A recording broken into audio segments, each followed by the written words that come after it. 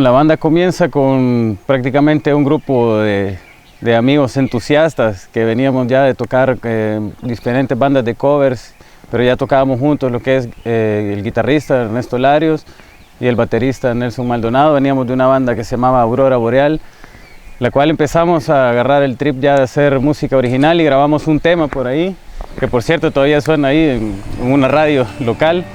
Entonces esa bandita se deshizo y empezamos con la idea de querer, de querer hacer algo más y siempre algo original, algo nuevo. Eso fue en el 2003 por ahí. Empezamos nosotros a tocar, a empezar a crear música, todo esto sin vocalista hasta el momento.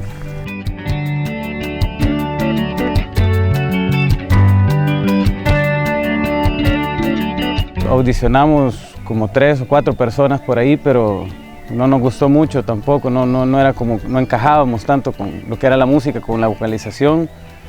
Entonces, así rapiditamente agarramos como un toque, el primer toque de la banda, ya por diciembre del 2003, y nos dijimos, bueno, tirémonoslo así con la música que tenemos, solo los 4. En ese entonces estaba Gabriel Guevara, que es guitarrista de la Sexta Brigada. Entonces decidimos por ahí ya como que dejarlo así instrumental, ¿verdad? Recibí mi primera clase de guitarra cuando yo tenía como 8 años de edad, pero solo fui como 2 veces. Me aprendí quizás el Jingle Bells y un par de cosas así estándar que le enseña a un niño de 8 años a tocar. Lo mío fue bien chistoso, porque yo quería ser guitarrista, ¿verdad? Como la mayoría de jóvenes, estaba bien joven, mucho antes de salir del colegio, y conocí a Alejandro el Mono, baterista de Araña, y a Eduardo el Conejo, ¿verdad? Que en ese entonces era vocalista de Aborígenes.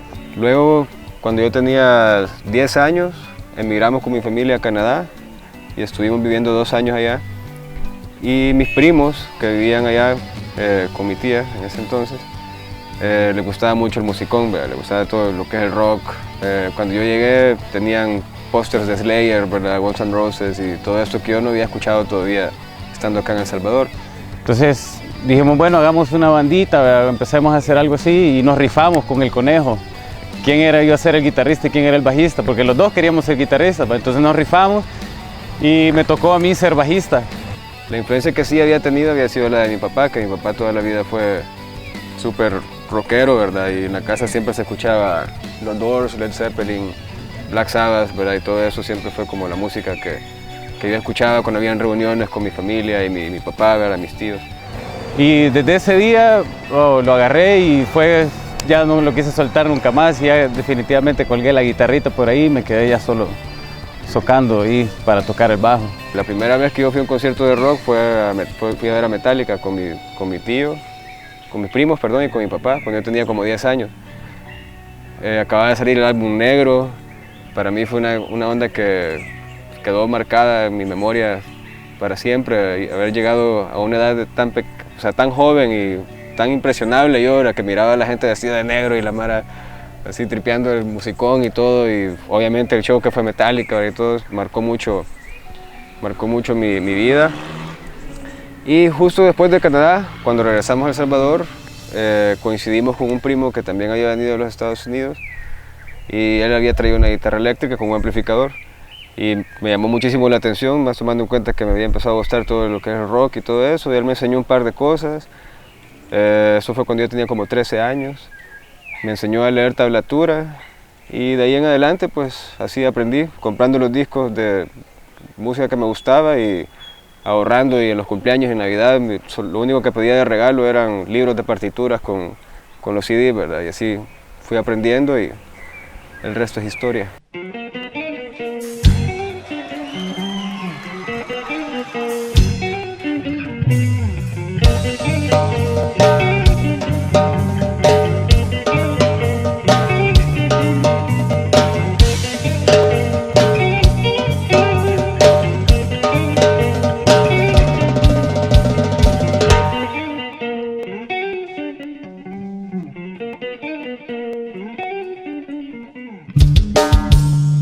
Musicalmente el Ático es una banda de rock instrumental, ¿verdad? Experimental. Yo creo que es como una fusión de todas las ideas que cada uno de nosotros tres aporta, ¿verdad? Creo que es la unión de eso, de 3 mentes, de mentes, como decíamos por ahí.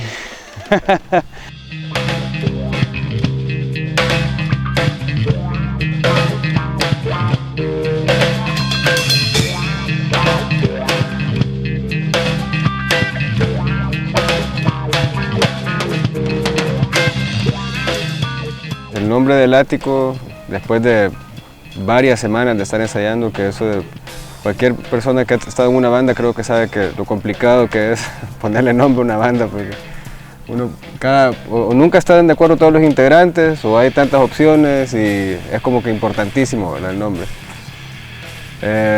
Después de estarlo pensando mucho, Nelson Maldonado, nuestro batero, había leído unos textos de psicología y nos comentó de una metáfora que leyó en uno de esos textos que nos pareció súper interesante. El concepto básicamente es, la persona que escribió esto compara la mente del ser humano como una casa. Entonces la casa tiene diferentes partes, ¿verdad? Entonces la conciencia vendría siendo las partes habitables de la casa, como el comedor, la sala, donde uno pasa la mayoría del tiempo, ¿verdad?, lo cotidiano. El sótano vendría siendo el inconsciente y el ático el subconsciente. Es un lugar donde está guardado mucho de la historia de que es la casa, son donde tenés cosas guardadas que no visitas muy a menudo, pero ahí están y también influyen directamente en el funcionamiento general del resto de la casa, obviamente. Entonces nuestra música creemos de que tiene mucho que ver con ese como sentido visceral, subconsciente, no sé, surreal, etéreo, ¿verdad? Entonces nos pareció bastante interesante el concepto y decidimos ponerle el ático. Como toda banda, sabemos que es un poco difícil, ¿verdad?, llegar al público que uno quiere o darse a conocer. Nosotros en un principio sí como que teníamos miedito, pero nosotros tenemos composiciones muy largas, teníamos miedo de que no fueran a ser radiables o que no fueran a pasarlas en un programa de televisión o algo así, pero realmente creo que la música de nosotros y el esfuerzo que ponemos, la gente sabe que vale mucho la pena, y eso creo que hasta el momento no ha sido ningún límite para lo que es la música del ático. Bueno, gente que está viendo Radicales, síganlo viendo, por favor, porque es uno de los programas que definitivamente aporta a la cultura acá en el país. Y les vamos a presentar un video que ya lo hicimos hace varios años con la gente de Trípode. Eso es de la canción Hombre en Trance, invitado especial en el disco Pipilis de Adhesivo, así que ojalá lo disfruten.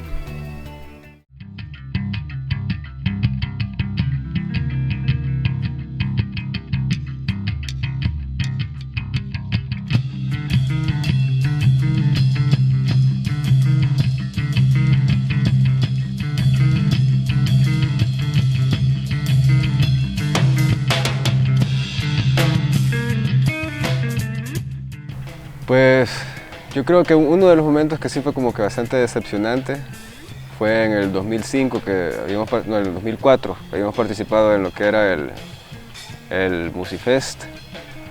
Creo que esa vez el premio, el primer lugar creo que era ir a tocar, habían dos premios, ir a tocar el Festival Exa en México o a Rock en el Parque en Colombia, que al final Adhesivo fue que fue a representar allá. Y nosotros habíamos ido súper bien en la eliminatoria, pero el día de ese concierto habíamos tenido un problema entre nosotros, nos habíamos puesto súper ebrios, tocamos con una goma horrible, tocamos el peor concierto que hemos tenido. O sea, fue una estupidez total y lo hicimos bien mal y definitivamente no ganamos. Y fue bien decepcionante, pues, porque sí habíamos pensado que íbamos bien y que teníamos buenas oportunidades, y de hecho así era, pero cometimos ese error y por suerte ya fue la primera y última vez que tocamos así de mal por ese tipo de estupidez.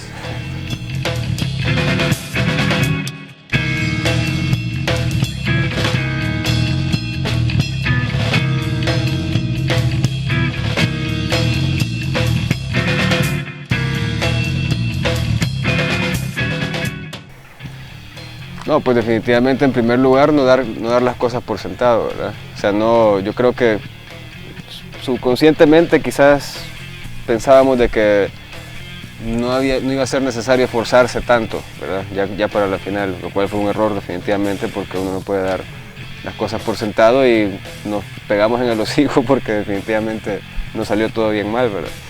Y la moraleja es que uno tiene que dar el 100% siempre cuando está tocando y tiene que estar comprometido a su arte y al público, y es una falta de respeto tanto para tu músico como para el público tocar de esa forma, ¿verdad? Bueno, yo creo que lo primordial de todo es que venga del corazón, que sea algo sincero, el esfuerzo que uno tiene que dar, que sea el tiempo necesario para llegar a hacer lo que uno quiere. Obviamente nos falta demasiado, ¿verdad? A todos pienso yo que siempre hay algo nuevo que estar experimentando, y esa es la idea, ¿no? Empezar a jugar con todo lo que uno va aprendiendo poco a poco en la música, siempre y cuando sea sincero, de corazón. Creo que eso es lo que más le entrega al público, ¿me entendés? Que el público sienta lo que uno quiere expresar, ¿me entendés? Más que todo, más que ser como el que está tocando, sino que el que está enviando esas ondas, ¿verdad? Que salen de lo más sincero del alma, ¿verdad? Si todos los integrantes creen en realidad en el proyecto y le tienen fe y le tienen pasión y amor, y tiene que existir respeto también entre la gente con la cual uno trabaja, pues, porque una empresa que tiene éxito, así como una banda, como cualquier otra empresa, yo creo que tiene mucho que ver de que toda la gente que esté involucrada lo haga con compromiso y con pasión y con respeto mutuo, ¿verdad? Eso para empezar. Si se tiene eso, creo que es importante no autorrestringirse a la hora de ser creativo, ¿verdad? Entonces, si se te ocurre una cosa increíblemente descabellada, o sea, no hay que pensar, no se puede hacer, es imposible porque generalmente es porque no hay dinero, eso es un hecho. O sea, para muchas ideas buenas pueden surgir, pero a veces a uno lo detiene el hecho de que no existen los recursos, ¿verdad? Pero si no existen los recursos, entonces hay que crear esos recursos o buscarlos, pues se puede, definitivamente. Nosotros lo hemos comprobado varias veces. El hecho de que yo no tenga un centavo en mi billetera no significa que yo no pueda conseguir ese dinero. Si la idea es muy buena, hay instituciones en el país que van a apoyar para que se haga esa producción, ¿entendés?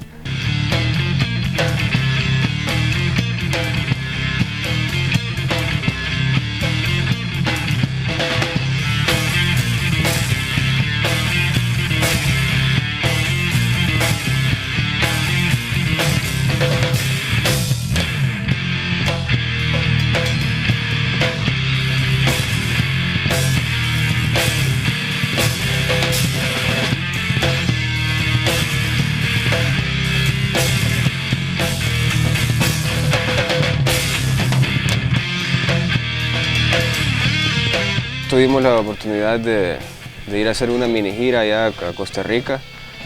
Nosotros ya habíamos visitado Costa Rica un par de veces antes, pero habían sido presentaciones únicas, ¿verdad? Entonces hace poco, gracias al hermano Carlos Cartín, que estuvimos en comunicación con él varios meses preparando la giría, llegamos allá a Costa Rica por nuestros propios medios, ¿verdad? En el carro. Fue una aventura definitivamente manejar 21 horas con la guitarra y el equipaje en una parrilla, los retenes, las fronteras. Pero por suerte llegamos y tuvimos 7 presentaciones. La más importante quizás nos presentamos la más importante fue que nos presentamos en la Universidad Nacional allá, en el marco de la Semana Universitaria, que fue un concierto bastante grande, ¿verdad? Gratis, que llegaron aproximadamente como 2000 personas, y estuvimos compartiendo escenario con varias bandas importantes de allá. Y fue una gira como para promocionar mucho la banda, ¿verdad? Parte de nuestra idea de empezar a crear un mercado más regional, porque eso es algo de lo cual hablamos mucho con la gente allá, ¿verdad? Con los artistas y con los promotores, y todos estamos como que de acuerdo de que en Centroamérica los países son tan pequeños y somos regiones tan pequeñas, o sea, como países, ¿verdad? Que es como, no tiene mucho sentido quedarse tocando solo en su propio país, como nuestro ejemplo. La mayoría de bandas de San Salvador tocan solo en San Salvador la mayoría del tiempo, y solo hay como 4 lugares donde puedas tocar tu música original, ¿verdad? Entonces, ¿por qué no expandir tu música y tu arte a la región centroamericana? Pues porque cada país tiene sus bandas y cada país tiene los mismos problemas y interrogantes socioculturales, ¿verdad? Somos increíblemente parecidos. El mensaje artístico que puede dar una banda salvadoreña lo va a entender alguien en Costa Rica o en Guatemala, y viceversa, ¿me entiendes? Entonces decidimos hacer eso como para crear más lazos con la gente de allá, y creo que dio mucho resultado, pues. Se incrementó horriblemente el número de visitas a Facebook, hicimos muchos contactos importantes con quienes seguimos en contacto, ¿me entendés?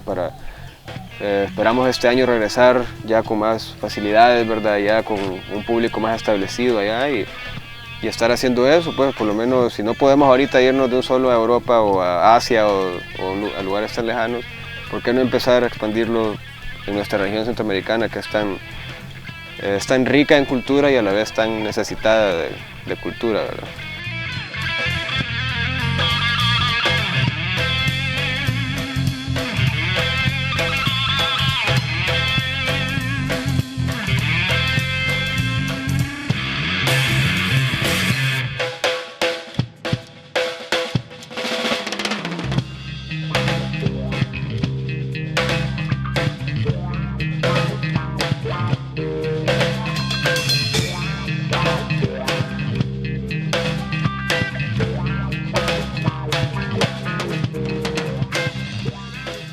Yo siempre tuve en mente un anfiteatro, siempre teníamos en mente un anfiteatro.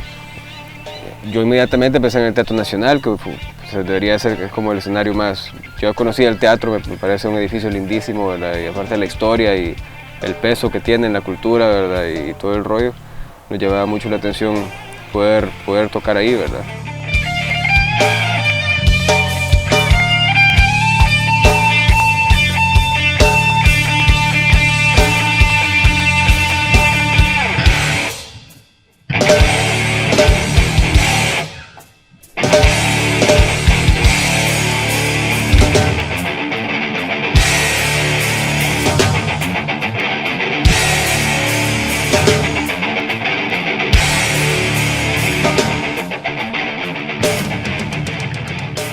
Aunque en un principio mucha gente me dijo que era imposible conseguir el Teatro Nacional para ese tipo de cosas.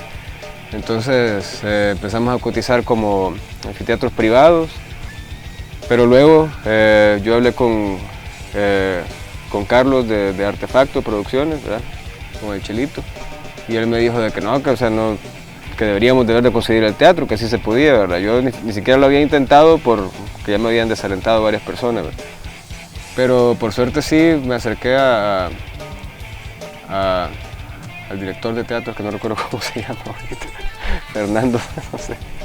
Pero tuvimos una reunión, le expliqué el proyecto, él nunca había escuchado la banda, pero le di a entender de que su mayor preocupación era que no llegara nadie a arrancar los asientos Luis XV y la alfombra y todo ese tipo de cosas bastante de lujo que hay en el teatro, ¿verdad? Pero definitivamente le dije que no tenía por qué preocuparse y que la gente que llegaba a ver el ático no iba a llegar a hacer ningún desorden, ¿verdad?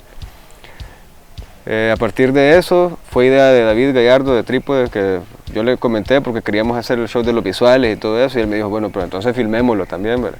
A mí no se me había ocurrido y me dijo que pensé que fue una excelente idea, pues dejarlo documentado, ¿verdad? En ese momento ya fue como que nos empezamos a atrever a soñar un poquito más grande, ¿verdad?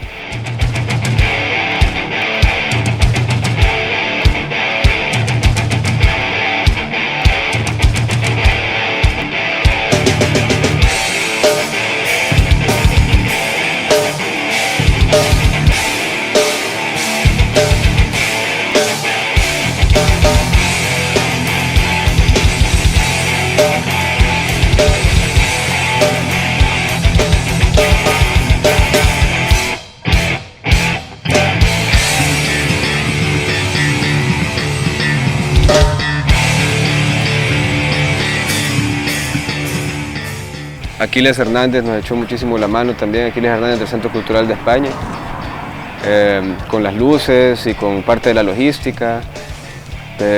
Pues el dinero lo recaudamos básicamente, ¿verdad? Con patrocinios, diferentes entidades que nos apoyaron, el Centro Cultural de España, la Secretaría de la Cultura, un par de empresas privadas y el último centavo que necesitábamos para hacerlo, que yo me acuerdo que lo último que nos hacía falta era el dinero para rentar el proyector que íbamos a usar, porque era un proyector bastante potente, como de 5.000 lumens, una onda así, que no era muy barato el alquiler, ¿verdad? Y ese último dinero lo conseguimos como 2 días antes del concierto.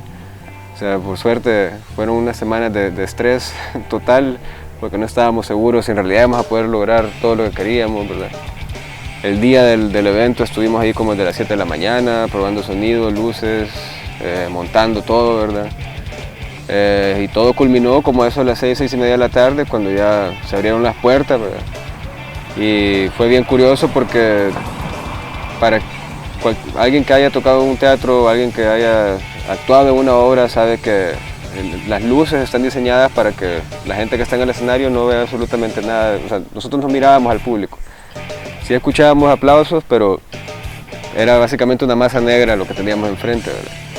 Y es bien curioso porque después hasta el final del concierto, cuando se encendieron las luces, nos dimos cuenta que estaba lleno.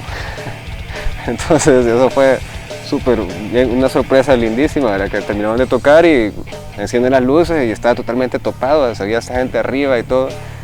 Después nos dimos cuenta que mucha gente se había quedado afuera, o sea, en realidad yo creo que ninguno de nosotros esperaba que ese resultado, ¿verdad? Teníamos fe de que iba a estar bueno, ¿verdad? Que iba a llegar gente, pero que se topara, que se llenara a ese punto, sino, creo que no, hasta ahí no llegaban nuestras ilusiones, pero al final resultó todo excelente y ha sido una de las mejores experiencias pues, que hemos tenido.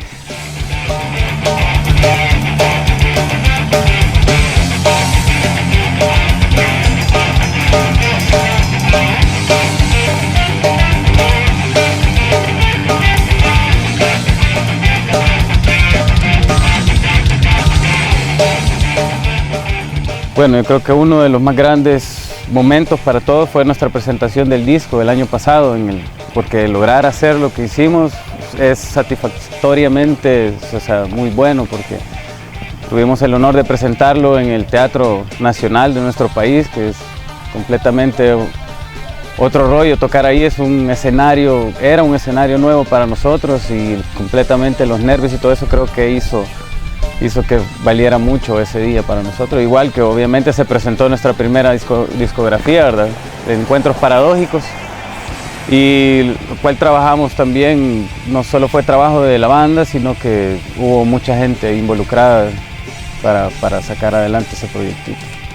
En el proyecto del Teatro Nacional estuvo el Centro Cultural de España, que nos echó una mano, la Secretaría de la Cultura, Marta Rosales y Joel Barraza específicamente, que nos ayudaron mucho.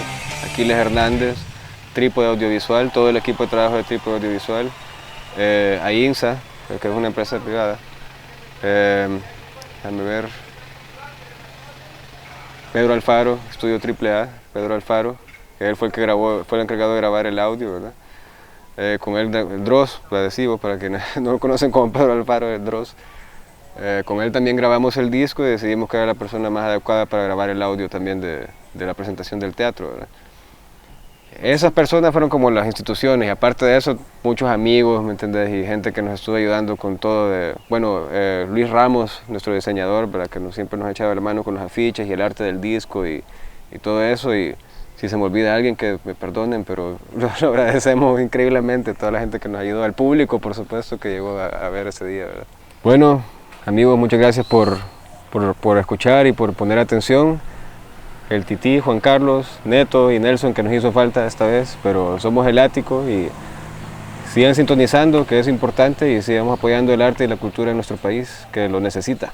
Cuídense.